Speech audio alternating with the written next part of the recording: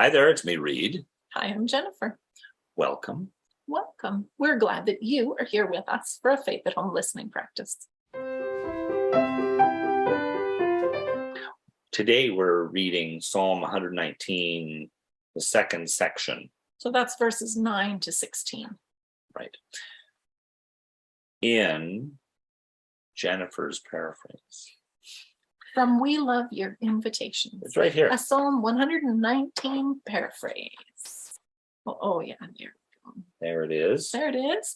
It's available for you if you'd like to have a copy for yourself at home. We're glad for you to have a copy. It's available on your local Amazon extension, but we're also happy to just read it out loud and share it with you today. We'll be reading this page. Look at that hoar frost on those trees and that beautiful blue sky. Yes.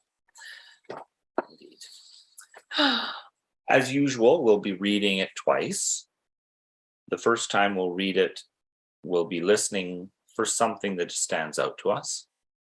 And maybe that something is like a word or an idea, but maybe it's a story from your own life. Possibly, yes, Maybe. of course. And then the second time we read through, we're listening for an invitation from God. And I've got our handy book and pen so that we can keep some notes for ourselves. I encourage you to do the same for yourself, because as we read scripture and be in a conversation with one another, with God, and a conversation over time, we can settle into the practice of hearing the voice of God. Mm-hmm. Why don't you read first? All right, I'll do that. I'm reaching for the book, but I've also got it up on the screen here, so I'll use it from the screen. Now take a deep breath with me, or whatever kind of breath feels comfortable for you today, and let's settle into hearing the voice of God. Psalm 119, verses 9 to 16, from We Love Your Invitations. By what means can I keep myself a supple, beloved learner? How can I stay active in a trusting relationship with you? Best to waste my time with you, wander in your ways, and hide out with a like-minded community. Bound and determined, you actively seek me out. I return the faithful gaze of your love. Bend me toward your teaching. Intensely and intimately shine your light on me so that all that is vulnerable becomes healed and whole. Babies learn by mimicking. I gaze at your face. I copy your tone and your syllables until I can say, I love you, and hear what you mean when you say, I bless you. Bursting out of the silence and solitude of time spent wasting and wandering and hiding out, I bear witness to your pathways of healing, freedom, and life. Bountiful blessings bubble up and spill out.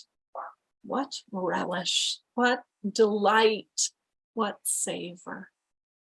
All overflowing from having soaked up your loving wisdom and truth, right here at home.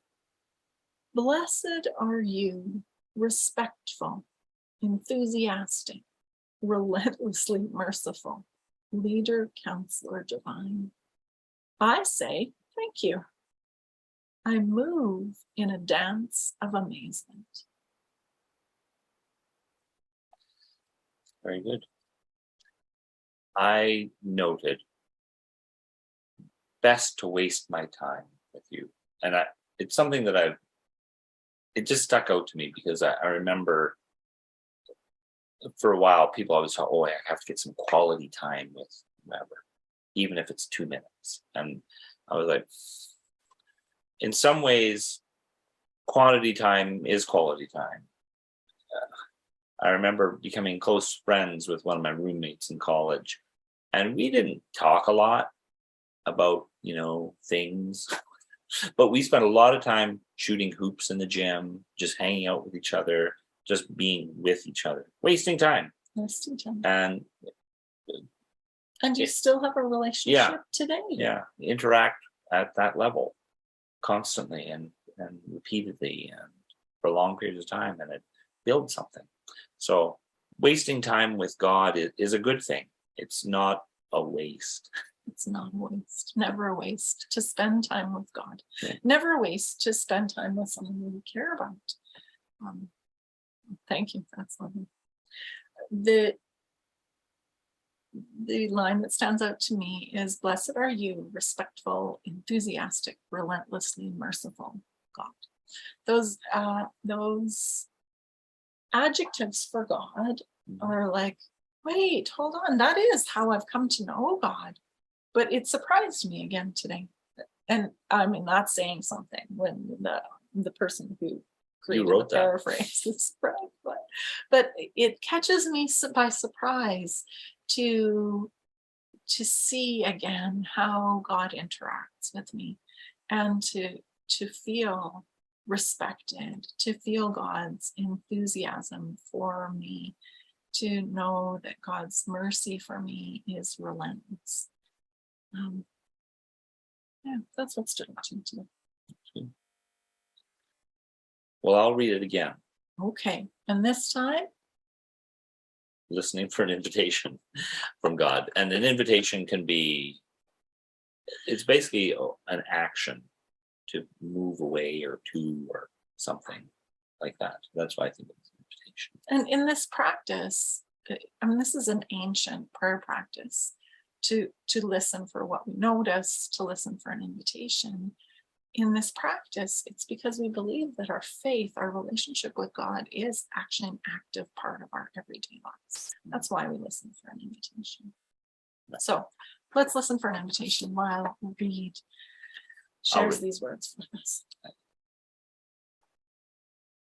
By what means can I keep myself a supple, beloved learner? How can I stay active in a trusting relationship with you? Best to waste my time with you, wander in your ways, hide out with a like-minded community. Bound and determined, you actively seek me out. I return the faithful gaze of your love. Bend me toward your teaching. Intensely and intimately shine your light on me, so that all that is vulnerable becomes healed and whole. Babies learn by mimicking. I gaze at your face. I copy your tone and your syllables until I can say, I love you, and hear what you mean when you say, I bless you. Bursting out of the silence and solitude of time spent wasting, wandering, and hiding out, I bear witness to your pathways of healing, freedom, and life. Bountiful blessings bubble up and spill out. What relish, what delight, what savor, all overflowing from having soaked up your loving wisdom and truth right here at home. Blessed are you, respectful, enthusiastic, relentlessly merciful leader, counselor divine. I say thank you. I move in a dance of amazement.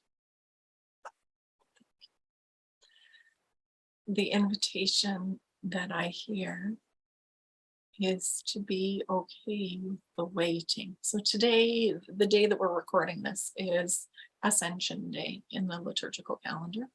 We are at the space between Easter and New Life and Pentecost, when we celebrate and acknowledge that the Spirit is present in our everyday action. And so this is a waiting time. Be okay in the active waiting. So active was a word that stood out as you read it this time, but that there's this wasting of time, just waiting, thanking God, being present in the moment, and waiting. So here I am, invited to wait.